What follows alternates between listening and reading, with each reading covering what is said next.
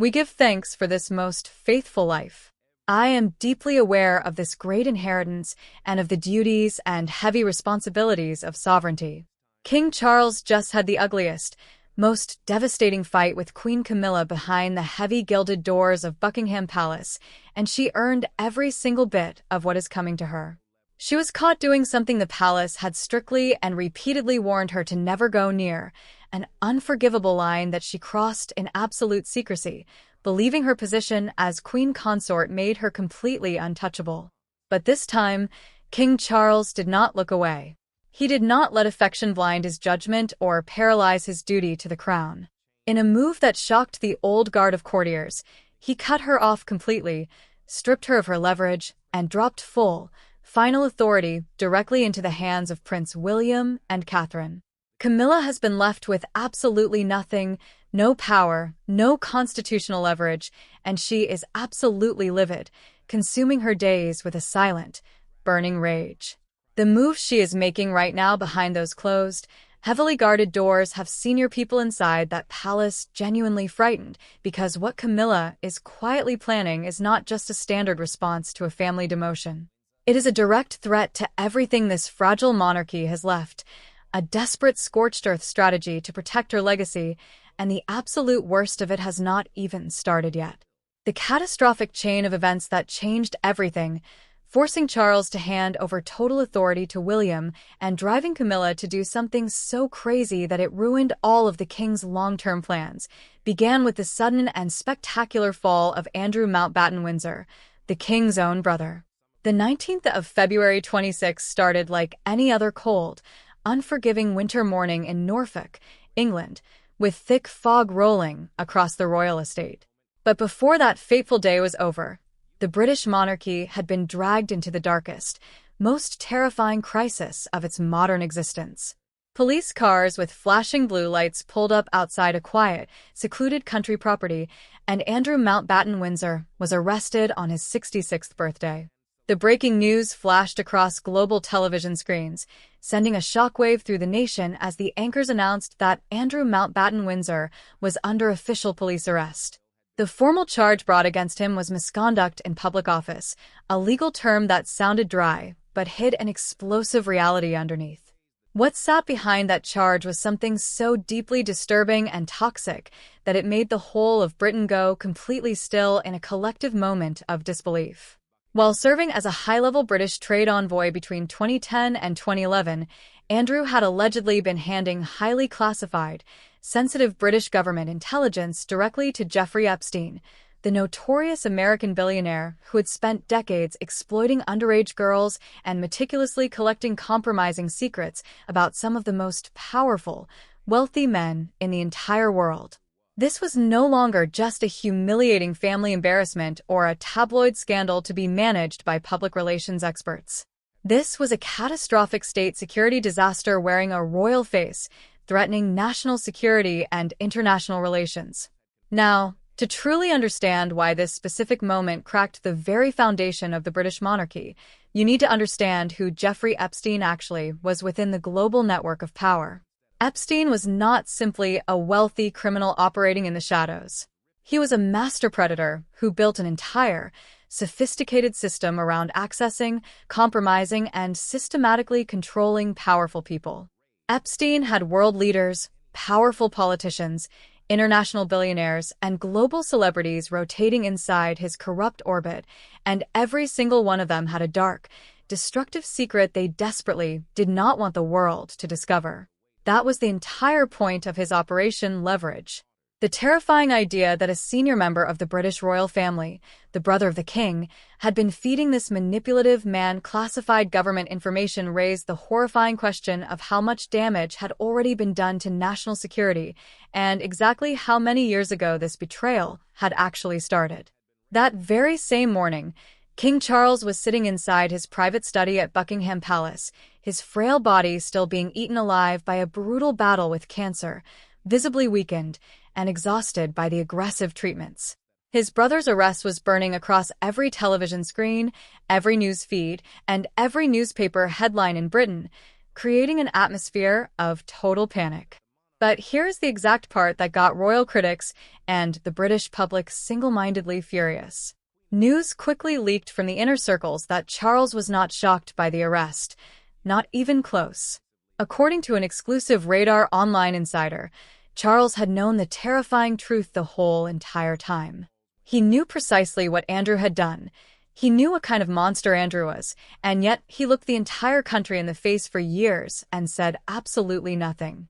The most powerful, privileged family in Britain had wrapped their protective arms around a predator and hidden him from justice deliberately, and the evidence underneath that claim was not thin or easily dismissed. Intelligence officials had quietly confirmed that Andrew's illicit activities had been under active surveillance for years by security forces, and that those highly detailed surveillance reports had been delivered directly to Buckingham Palace on multiple occasions, but the palace simply sat on them, bearing the truth to protect the family name. Every single public action ever taken against Prince Andrew came only after overwhelming public outrage made continued silence far more dangerous to the monarchy than total exposure. The 29th withdrawal from public duties after Andrew's disastrous BBC Newsnight interview happened only because the furious public demanded it, refusing to accept royal immunity. Andrew had sat calmly in front of a television camera and told the world he had absolutely no recollection of ever meeting Virginia, the brave woman who accused him of having unwanted intimate moments with her when she was only 16 years old. The public did not believe a single, carefully rehearsed word of it, viewing his demeanor as arrogant and completely detached from reality.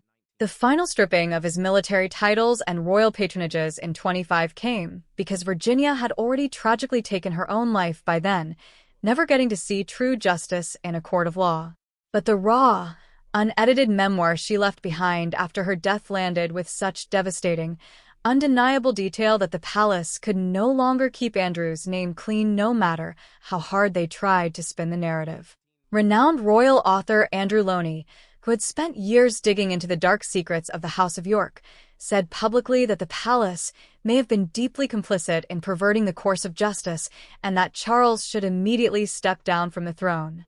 American Congressman Ro Khanna, who co-authored the Epstein Transparency Act, went even further on the international stage, stating that stripping Andrew of his titles was nowhere near sufficient and that King Charles owed the global public a direct, honest, and transparent accounting of exactly what he knew and precisely when he knew it. The angry public was already screaming that very question at Charles during his rare public appearances.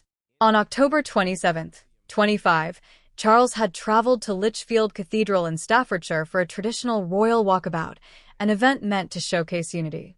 He was there to meet local community groups, dedicated volunteers, and enthusiastic well-wishers who had lined the streets. Thousands of people had gathered, waving flags and cheering for the monarch in what was supposed to be a warm, positive public relations victory for the battered crown. And then, a lone man broke through the tight security barrier and screamed directly into Charles's face, his voice cutting through the cheers like a knife. He shouted, asking how long the king had known about Andrew and Epstein, and whether he had asked the police to cover up his brother's crimes. Charles kept walking, his face hardening into a blank mask as he waved at the crowd, quickly moving to the other side of the street and saying absolutely nothing to address the accusation. That cold, dismissive silence was far more damning than any defensive answer he could have possibly given to the public. A comprehensive Savannah poll taken around that same turbulent period found that only 45% of British adults still supported the continuation of the monarchy, a dangerously low number that would have been completely unthinkable just a few short years ago. Furthermore, a YouGov survey found that 51% of the public firmly believed the royal family needed to respond far more forcefully to the entire Epstein affair rather than hiding behind palace walls. The ancient institution was hemorrhaging public trust in real time, losing its moral authority, and the man at the very top of it was literally walking away from questions instead of answering them.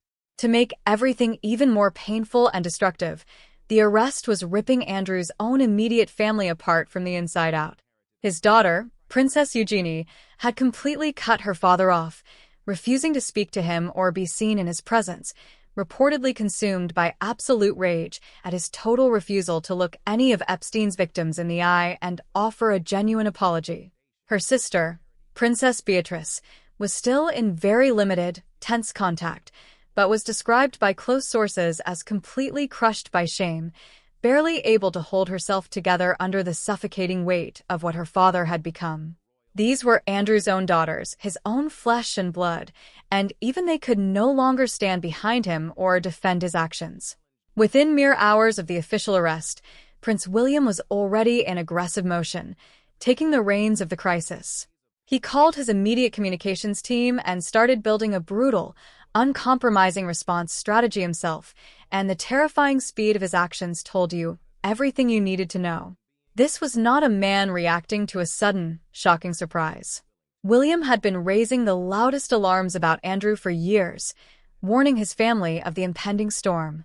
After the catastrophic BBC interview in 2019, in which Andrew sat across from a journalist and dismissed the heavy accusations against him with a breathtaking, arrogant casualness that horrified the nation, William went directly to both Charles and the late Queen Elizabeth.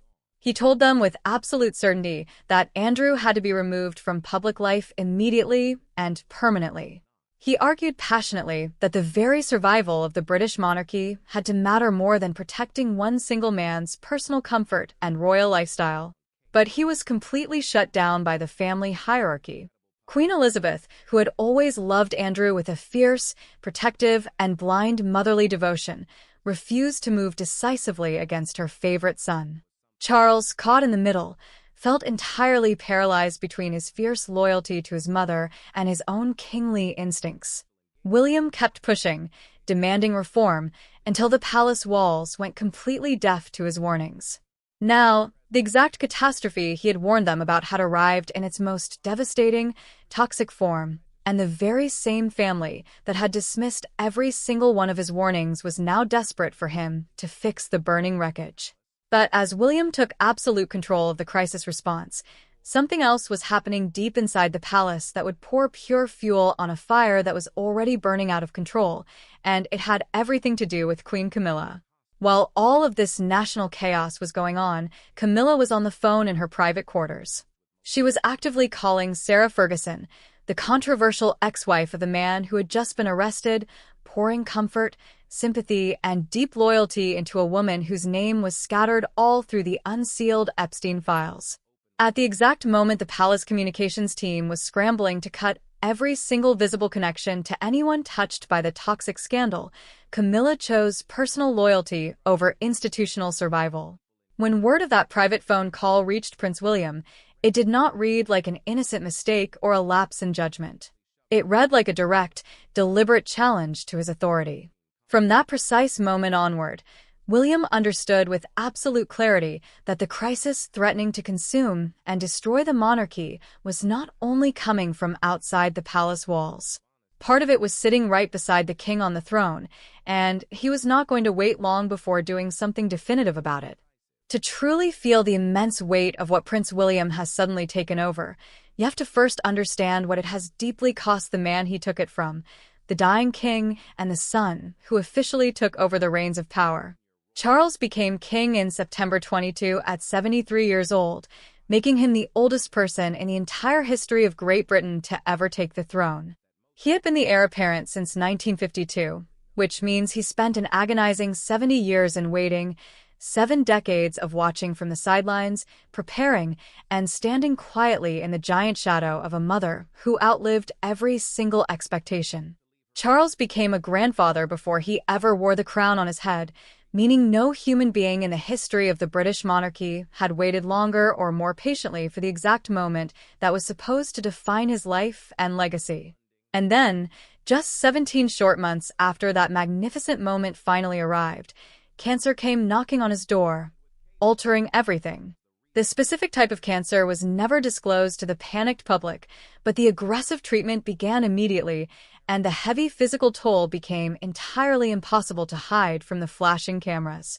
Then, as if that was not already enough to break a man's spirit, came March 24, when Kate Middleton announced her own devastating cancer diagnosis following a major abdominal surgery and stepped back completely from all public duties for months of grueling preventative chemotherapy. Within 6 weeks, Both the King of the United Kingdom and the young wife of his heir were fighting cancer at the same exact time. The monarchy was bleeding from every single direction at once, and the man who was supposed to be steering the ship through the storm was barely keeping himself upright in his royal robes. Into that massive, terrifying gap, Prince William moved. He did not arrive with grand, empty speeches or flashy press releases. He moved quietly, decisively, and with a ruthless focus that left absolutely no room for misunderstanding about where real power was heading. The first visible, concrete sign came in 25, when King Charles officially handed William and Kate the final authority to issue royal warrants, which is the prestigious constitutional right to publicly endorse global brands and products on behalf of the crown. This might sound to outsiders like a minor administrative detail or standard paperwork, but it was anything but ordinary. British monarchs had always kept this specific privilege locked tightly and jealously in their own hands for centuries. Handing it over was a massive signal, and everyone inside the palace walls read it with absolute clarity. But the warrants were only the very beginning of what was being transferred behind closed doors. The real, tectonic shift was happening inside the Prince Andrew crisis, and it was moving faster than the courtiers could manage. Over the 6 months leading up to the shocking February 26 arrest, William had effectively become the primary person making every single major decision involving Andrew. The strategic removal of his military titles in October 25, the carefully engineered, humiliating eviction from the Royal Lodge, and every single public statement that came out of the palace press office about the matter had William's fingerprints all over them. One senior royal source told the News International that Charles was actively guiding William to make these wise, heavy choices, knowing full well that the future of the entire monarchy rested entirely with the Prince and Princess of Wales. But if you strip away the polite diplomatic language and palace spin, what that actually meant was this: Charles had completely stopped leading, and he was being carried by his son. William's approach to the ancient monarchy was also something entirely new, and it was making the old guard of traditional courtiers deeply, profoundly uncomfortable. Where Charles had always operated through centuries-old tradition, slow instinct, and a deeply personal attachment to ceremony and historical continuity, William was approaching the institution like a sharp chief executive who had just inherited a massive company in a state of extreme crisis.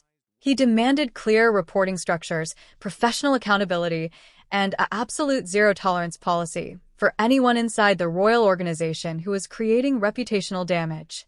William had already demonstrated this modern corporate mindset through the precise way he ran his royal foundation, the global charity he operates alongside Kate, which functions efficiently with a chief executive, a formal board of directors, published metrics, and regular updates. He fully intended to bring that exact, unyielding model to the monarchy itself. One former royal aide described William's internal management style with a single word: relentless. He questioned everything. He challenged long-standing royal practices that nobody else dared to touch for decades, and he made it abundantly clear to everyone around him that the days of powerful courtiers making decisions behind closed doors with zero accountability to the public were finished. And what all of this was doing to Charles as a man, not as a king, but as a vulnerable human being, was something far darker and more tragic than any official palace source was ever willing to admit to the world.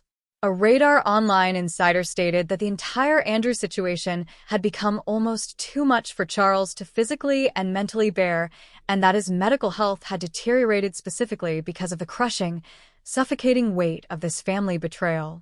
He had reportedly told those closest to his inner circle that he felt completely, utterly betrayed by Andrew, that he had been lied to by his own brother for decades, and that he feared he might never speak to Andrew ever again before one of them was gone from this earth. Just think about what that truly means for a moment.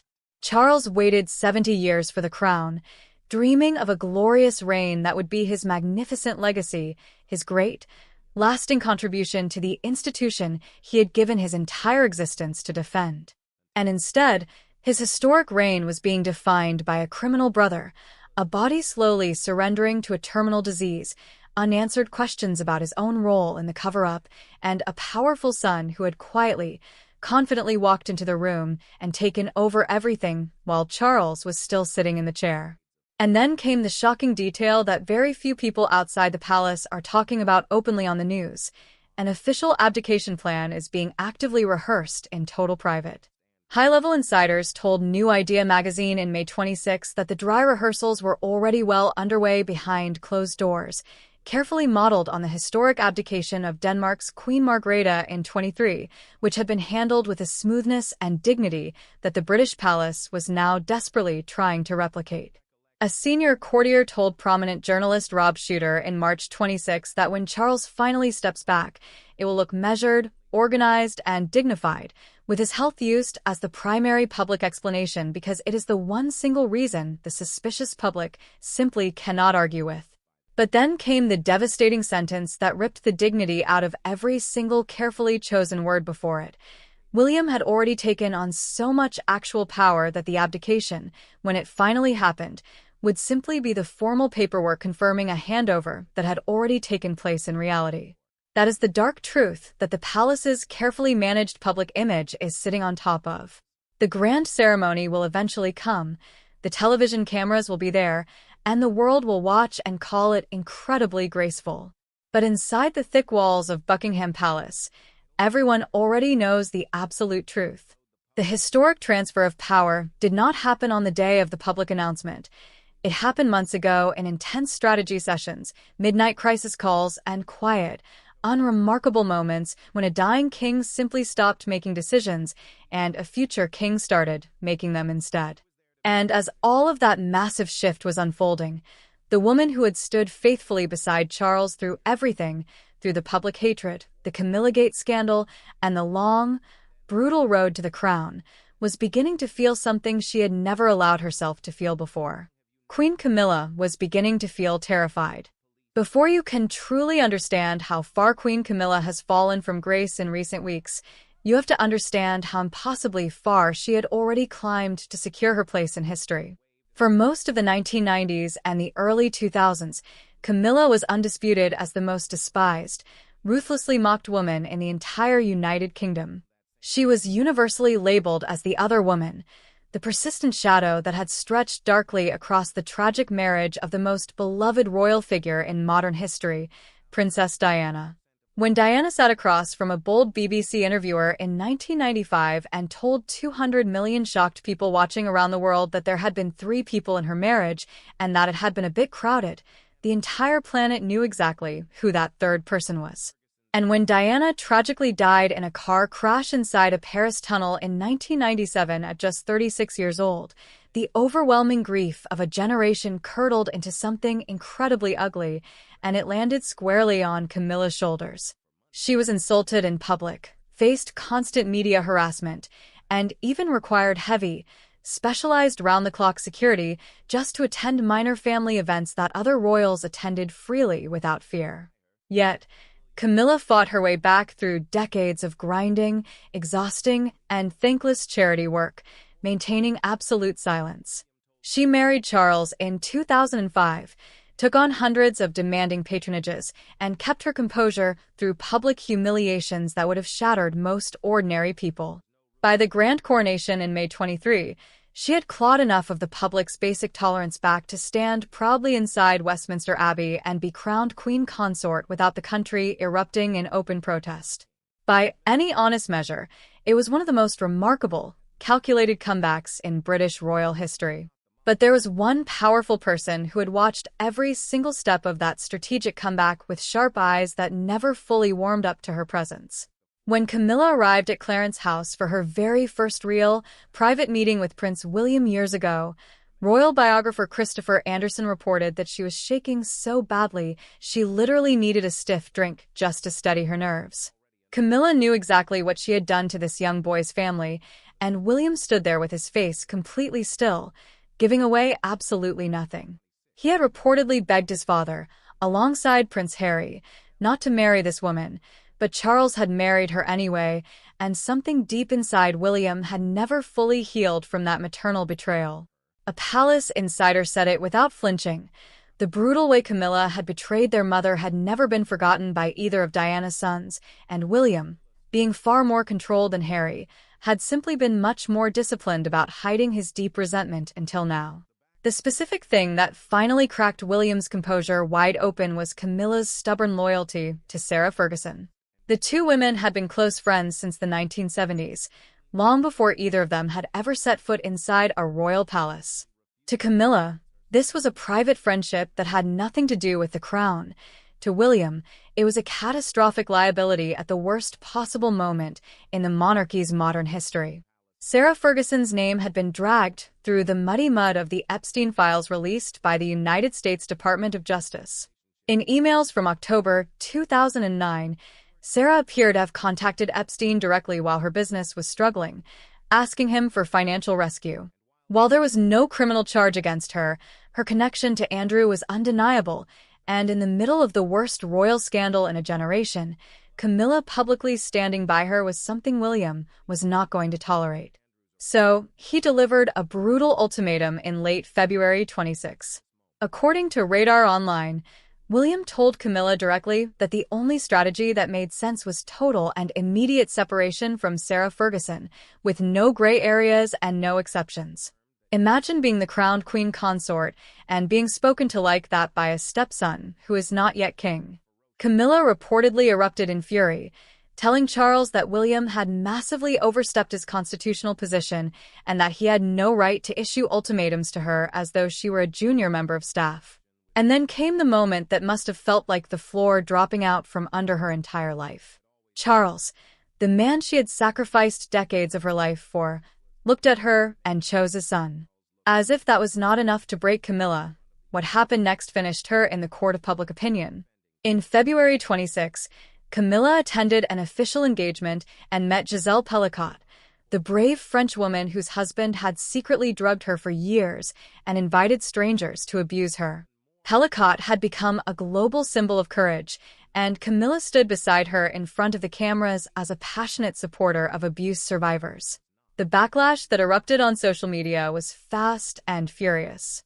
How, people demanded, could the Queen publicly hold the hand of a survivor while privately refusing to distance herself from the social circle of an alleged predator like Andrew?